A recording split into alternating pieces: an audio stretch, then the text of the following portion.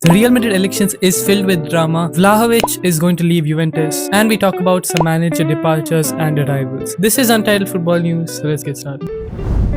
The Real Madrid elections is crazy because of what's happening right now. So Enrique Riquelme is one of the guys who's challenging Florentino Perez in these elections. Now, though most reports consider Perez as favorite to win, Riquelme is not one to give up. Now, the campaigning period is relatively short, so usually what these candidates do is they go all out and make crazy claims. So Riquelme has come out with this. He came out a few days ago saying that he's going to sign 2 star players, and he kept hyping them up, and one of them was supposedly to be Rodri. And now the next one he has said that would sign for Real Madrid if he were to become the president is HAALAND. He has said that if he were to become the president, they would definitely come, and he even was really confident in this interview. He also said that if he were to fail to sign them, he would personally pay 100% of the membership fees of all 100,000 Real Madrid socios, that is the members, and that's about like 12 million. The funniest bit is after he even said this, shortly after, HAALAND's team has come out saying that no, this is not true, although it's very entertaining, and they wish both parties well. So yeah, I mean, it was never going to happen. This guy needs to cool down a bit. And also, I think Real Madrid, are a bit tired of signing these celebrity footballers, you could say, because this has been their problem for a few years now. The players they sign are really big names, really hard to get them to do what the club needs them to do. But shortly after that, he made all those claims. Man City came out saying that they're considering legal actions because they use the player image in this context, like as a marketing tool for his campaign. And they even like held up a Real Madrid kit with Haaland's name at the back. This guy went crazy. So now I don't know who Man City will sue, because he's not the Real Madrid president. So they'll probably go after him. Riquelme made other promises as well, like he's going to get a new manager, and then he'll try to improve the academy, especially the women's team. And he feels that Real Madrid have lost the identity a bit because there's no Spanish players in the national team. And when it comes to the manager, if he were to become the president, I think Mourinho wouldn't join.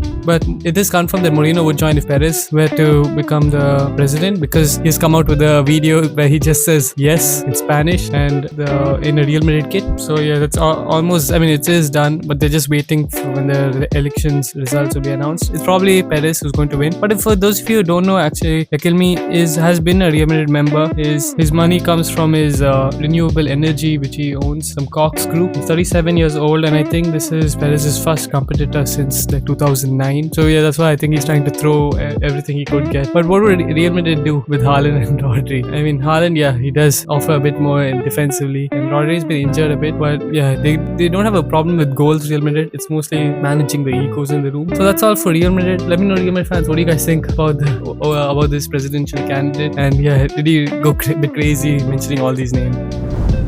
So moving on to the next story, Dusan Vlahovic will leave Juventus on a free transfer. So there's been contract renewal negotiations between the player and the club, but it has broken down. His contract expires on June 30th, and this ends a 4.5-year stay in Juventus. So the two sides could not agree financial terms for the new deal, and Vlahovic wanted like 8 million per season, and he also requested some signing on bonus and some agent commissions. The club actually would be making a huge loss here because they actually tried selling him last season, but because Spalletti started using him a bit more, they quickly started contract talks. And now that he's gone, the only 2 strikers left now is Jonathan David and Openda in Juventus, and Milic, but he doesn't play. Jonathan David and Openda both haven't been that good. Openda has scored I think only 1 league goal this season, and Jonathan David has scored like 6. So they haven't been up to Vlahovic's standard. Vlahovic has had an okay spell at Juventus. He's scored 15 plus goals every season. There are seasons where he has struggled. His first season was really good because he came in January and he continued his form which he showed in his previous club, Fiorentina. I would blame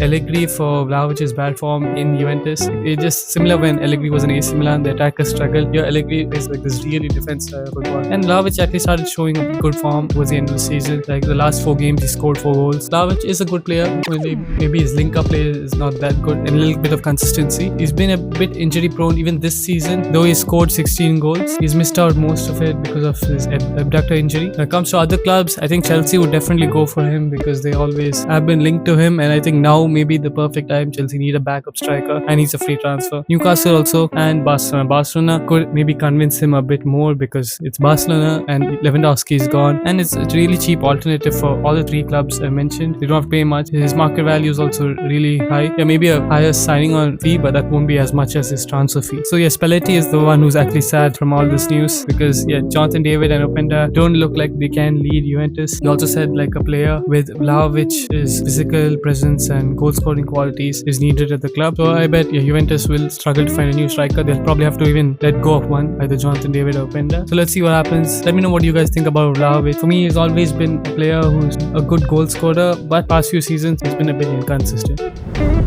So next, moving on to some manager departures and arrivals. We have Marco Silva, who's going to leave Fulham. So Fulham have confirmed that he's going to leave the club after a 5-year spell as head coach. Yeah, he's had a good 5 seasons in Fulham. He got promoted to the Premier League, finished 10th, then 13th, and then 2 seasons he finished 11th. So consistently in mid-table spots for Fulham. He's been a consistent manager for Fulham. They were a bit of a yo-yo club, but yeah, he's kind of cemented their Premier League spot. So with Mourinho leaving Benfica, Marco Silva is going to Benfica. That would be his first big job. No disrespect to the other club. Fulham did try to negotiate with him. They even offered an 8 million a year deal, but yeah, that wasn't enough. There were good farewell messages from the club and even the owner, Shahid Khan. But yeah, that ends Marco Silva's spell in England. You could say he's managed his past 4 clubs were Everton, Watford, Hull City, and then Fulham. So yeah, let me know what you guys think about Marco Silva. Let's move on to manager arrivals.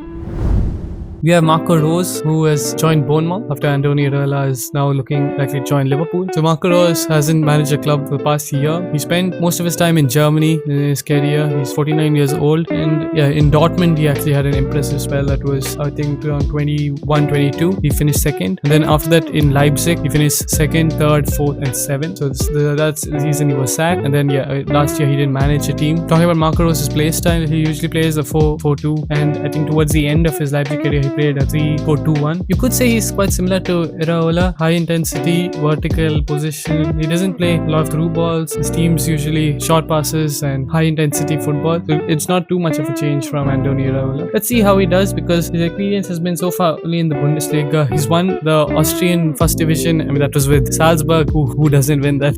But yeah, let's see what he does in Bournemouth. That's all for Untitled Football News. Hope you guys enjoyed the video. Make sure to like and subscribe. I'll see you guys tomorrow. Peace.